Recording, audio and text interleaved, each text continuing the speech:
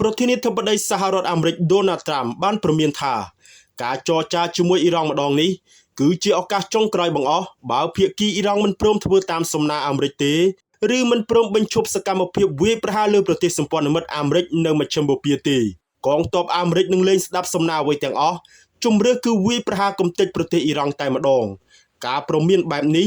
ក្រោយពីប្រធានាធិបតីដូណាល់ត្រាំបានបញ្ជាក់នៅថ្ងៃទី3ខែសីហានេះថាសហរដ្ឋអាមេរិកមានកិច្ចចរចាថ្មីជាមួយអ៊ីរ៉ង់ប៉ុន្តែមិនបានប្រាប់ទីតាំងឬជួបពិភាក្សាជាមួយភាគីអ៊ីរ៉ង់ម្នាក់ណានោះទេយ៉ាងណាការលើកឡើងរបស់ប្រធានាធិបតីដូណាល់ត្រាំអំពីការចរចាថ្មីនេះហាក់ជាឯកតោភាគីនៅឡើយខណៈភាគីអ៊ីរ៉ង់មិនមានការឆ្លើយតបនិងបញ្ជាក់ថាភាគីអ៊ីរ៉ង់គ្មានគម្រោងជួបជាមួយនរណាម្នាក់ដើម្បីចរចាអ្វីទេយ៉ាងនេះក្តីប្រធានាធិបតីអាមេរិកលោកដូណាល់ត្រាំបានប្រាប់ដល់អ្នកយកព័ត៌មាននៅសេតវិមានថា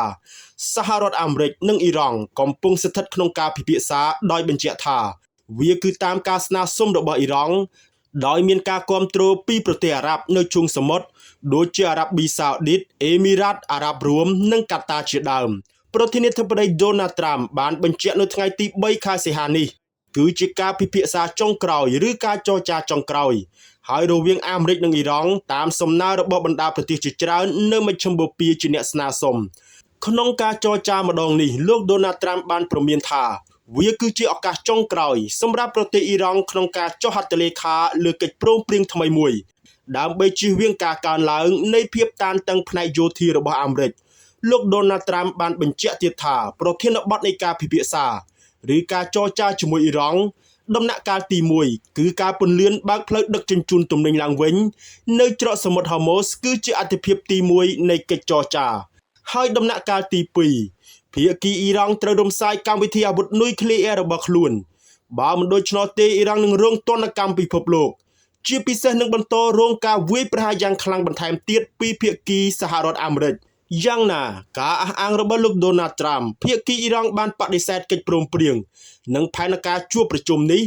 ដោយអ្នកនាំពាក្យក្រសួងការបរទេសអ៊ីរ៉ង់លោកអ៊ីស្ម៉ាអែលបេហ្គីអ៊ីបានបញ្ជាក់ថាអ៊ីរ៉ង់មិនមានការចរចាដោយផ្ទាល់ជាមួយអាមេរិកនោះទេហើយមិនមានគម្រោងបញ្ជូនគណៈប្រតិភូសម្រាប់ការពិភាក្សាជាមួយទីក្រុងវ៉ាស៊ីនតោនដោយការលើកឡើងរបស់លោកដូណាល់ត្រាំនោះទេលោកអះអាងថាភាគីអ៊ីរ៉ង់បានពិភាក្សាតែមួយគត់គឺជាមួយអូម៉ង់ដោយផ្ដោតទៅលើបញ្ហានៃការបើកផ្លូវឆ្លងកាត់សុវត្ថិភាពបណ្ដោះអាសន្នឆ្លងកាត់ច្រកសមុទ្រហូម៉ូសមិនមែនលើកិច្ចព្រមព្រៀងសន្តិភាពឬការចរចានុយក្លេអ៊ែរជាមួយអាមេរិកនោះទេ